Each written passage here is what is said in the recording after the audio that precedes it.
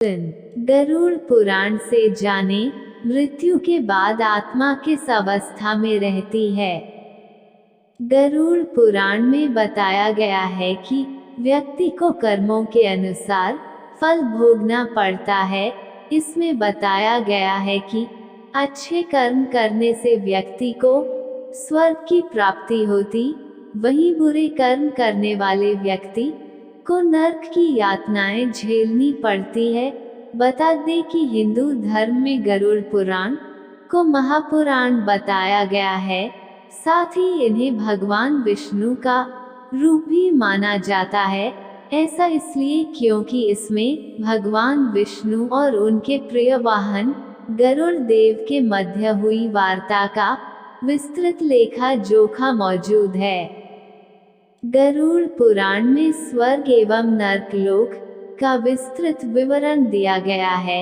साथ ही यह भी बताया गया है कि मृत्यु के बाद आत्मा किन किन अवस्थाओं में रहती है।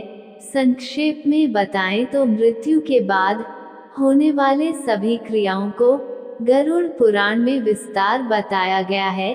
इसमें बताया गया है कि देह त्यागने के बाद आत्मा शरीर को बदलती, लेकिन प्रश्न यह उठता है कि कैसे और कितने समय में। इन सभी प्रश्नों के उत्तर जानने के लिए आइए जानते हैं इस विषय से जुड़ी कुछ महत्वपूर्ण बातें।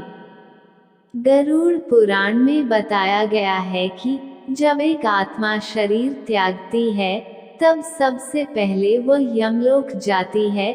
वहां यमदूत 24 घंटे के लिए आत्मा को रखते हैं और व्यक्ति के कर्मों को दिखाया जाता है।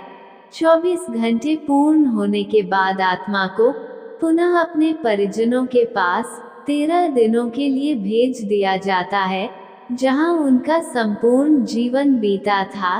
13 दिन बाद आत्मा अंतिम बार यमलोक की तरफ प्रस्थान करती है। गरुड़ पुराण में बताया गया है कि 13 दिन बाद यमलोक के मार्ग में आत्मा को 3 मार्ग, स्वर्गलोक, नरकलोक और पितृलोक मिलते हैं। कर्मों के आधार पर व्यक्ति को आत्मा को इन तीनों में से किसी एक लोक में स्थान मिलता है। अपने जीवन काल में यदि व्यक्ति धर्म और अध्यात्म के मार्ग पर चलता है तो उससे देवलोक की प्राप्ति होती है। जो अपने जीवन काल में कुकर्म करता है और भक्ति से दूर रहता है, उसे नरकलोक में स्थान मिलता है। गरुड़ पुराण के अनुसार जब किसी की मृत्यु होती है तो मृत्यु के बाद आत्मा भौतिक शरीर का त्याग कर एक सूक्ष्म शरीर में प्रवेश करती है, जो इसे बाद के जीवन में ले जाती है। जीवन में किए गए पापों के आधार पर मरने की प्रक्रिया के दौरान आत्मा को विभिन्न स्तरों के दर्द और पीड़ा का अनुभव करना पड़ता है। मृत्यु के बाद आत्मा मृत्यु के देवता यम से मिलती है, जो आत्मा के कर्मों के आधार पर न्याय करते हैं। जीवन में किए अच्छे बुरे कर्मों के आधार पर ही आत्मा को विभिन्न योनि प्राप्त होती है। परलोक पहुंचने से पहले आत्मा यमलोक पहुंचती है। यहाँ आत्मा को यम द्वारा आंका जाता है और उसके पापों के लिए दंड का अनुभव कराया जाता है। यमलोक के बाद के क्षेत्र को चित्रगुप्त की दुनिया कहा जाता है। यहाँ आत्मा को अच्छे बुरे कर्मों के आधार पर उसके भाग्य का निर्धारण किया जाता है। इसका बाद तीसरा क्षेत्र आता है, जिसे स्वर्ग कहते हैं। यहाँ पहुंचकर ऐसी आत्माएं आनंद लेती हैं जिसने जीवन में अच्छे कर्म किए होते हैं।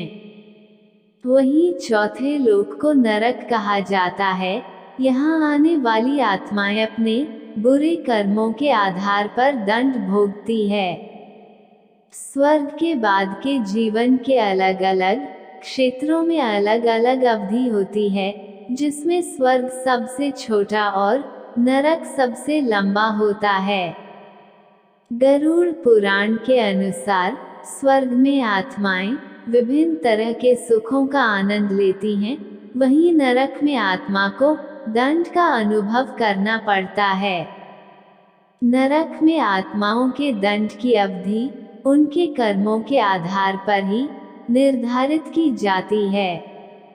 कर्म के आधार पर आत्मा का पुनर्जन्म जानवर, कीड़े मकोड़े, पौधे या जीवन के निचले रूप में हो सकता है। मृत्यु के बाद आत्मा का अंतिम लक्ष्य मोक्ष को प्राप्त करना होता है, जो कि जन्म और मृत्यु के चक्र से मुक्ति है। जब आत्मा मोक्ष प्राप्त कर लेती है तो वह जन्म और मृत्यु के चक्र से मुक्त हो जाती है और परमात्मा में विलीन हो जाती है।